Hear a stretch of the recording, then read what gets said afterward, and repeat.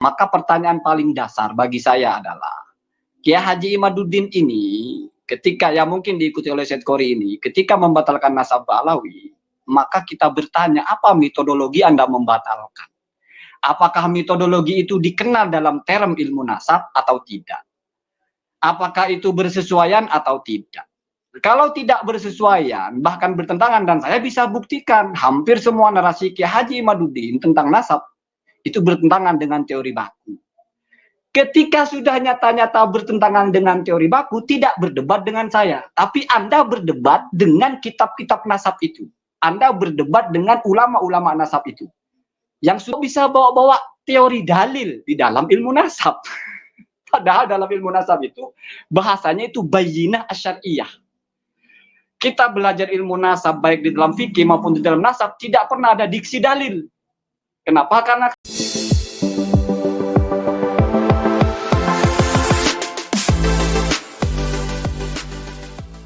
Assalamualaikum warahmatullahi ta'ala wabarakatuh.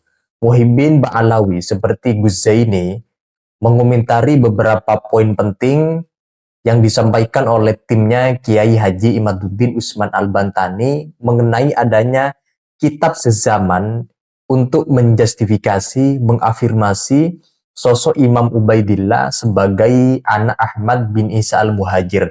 Termasuk Gus Zaini ini juga mengomentari atau meragukan metodologi yang dipakai oleh Kiai Imaduddin mengenai nasab Ba'alawi yang keberadaannya dipersoalkan atau dibadalkan oleh Kiai Imaduddin. Bahkan Tengku Khori itu tidak lepas dari komentar dari Gus Zaini. Nah, untuk selengkapnya teman-teman, mari kita simak penjelasan atau komentar Muhibbin Ba'alawi yaitu Gus Zaini. Berikut ini dia videonya.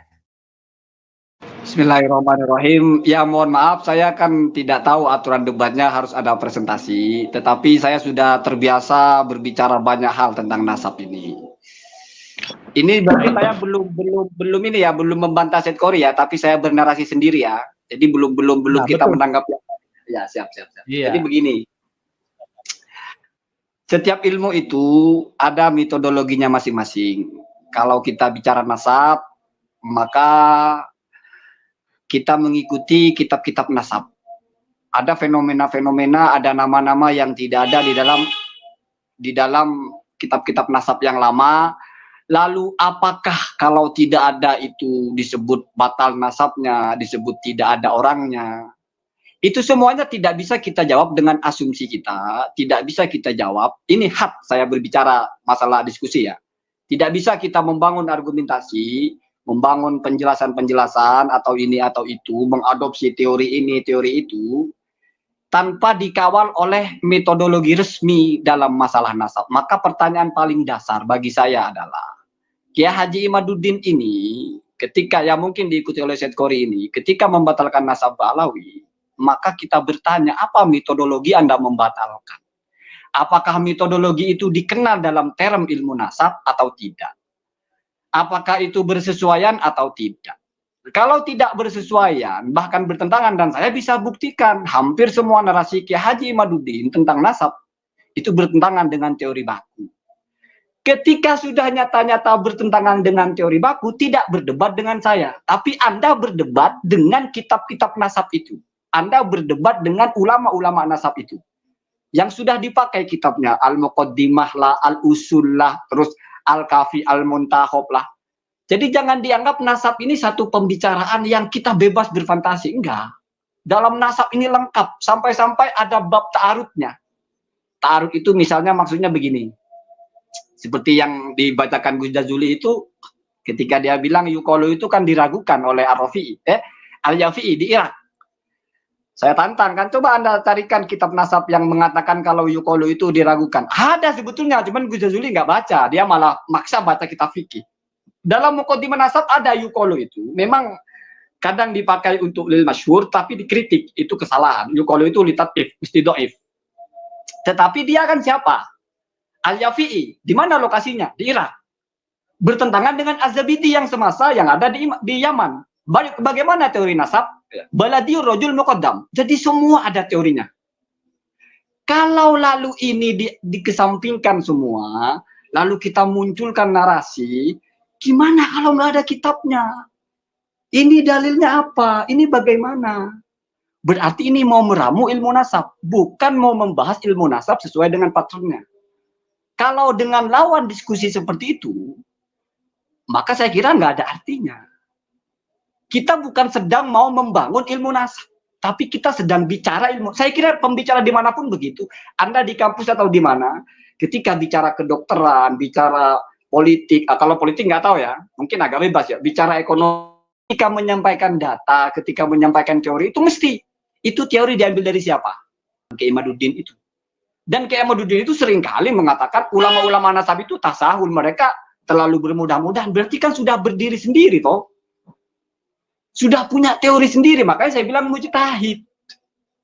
Dia pakai teori sendiri sampai detik ini, termasuk Syed Qori itu tidak pernah mampu menunjukkan di mana sih teori ilmu nasab yang mengharuskan kitab nasab itu. Perhatikan, sezaman itu al-mu'asyirah bahasanya, itu sudah kita sepakati. Kalau al-qadimah, al-qudama, itu tentatif, itu yang lama. Kapan disebut lama? 500 tahun yang lalu, dari sekarang ya lama namanya, tidak mungkin barusan. Kalau Anda baca ucapannya siapa?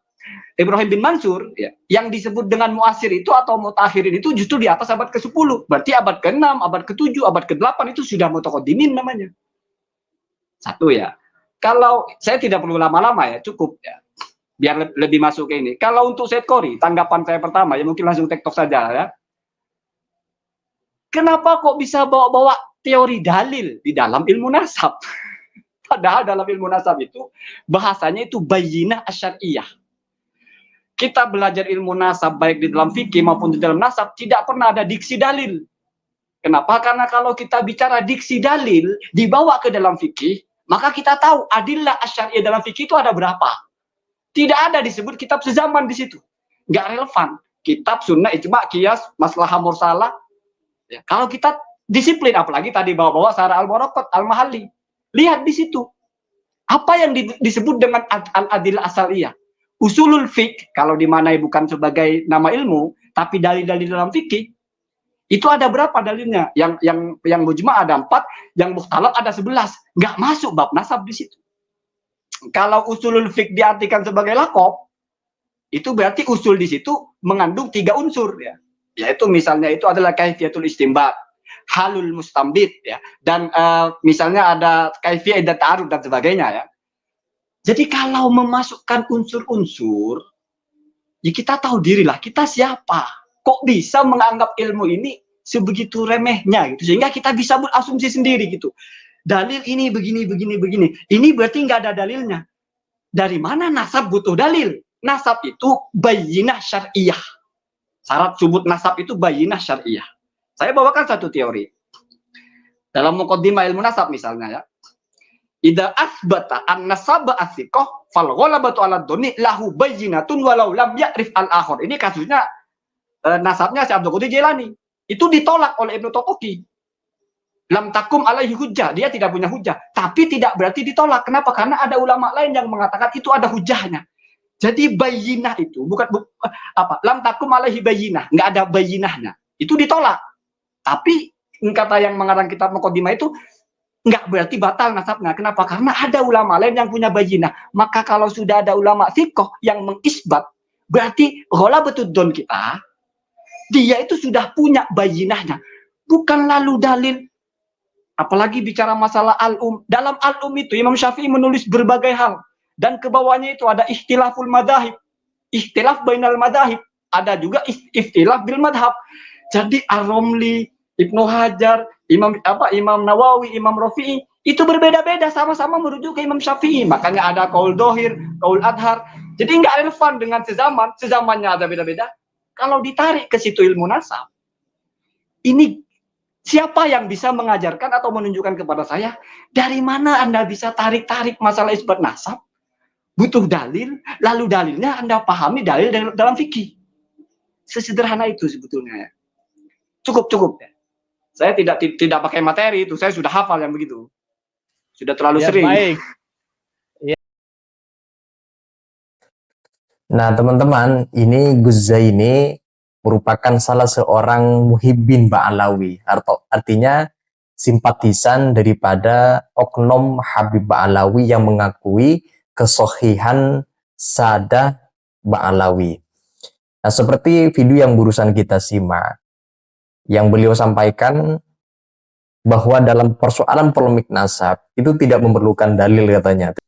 Jadi Gus Zaini ini mengomentari metodologi yang dipahami oleh Kiai Imaduddin, termasuk oleh timnya Kiai Imaduddin yang membatalkan nasab daripada Ba'alawi, termasuk juga menyinggung Said Qori selalu tampil di media sosial menuntut adanya dalil daripada Ba'alawi untuk mendukung kebenaran kesohihan nasab Ba'alawi, kemudian ditepis oleh Gus Zaini yang barusan dikatakan bahwa dalam persoalan nasab itu tidak perlu dalil.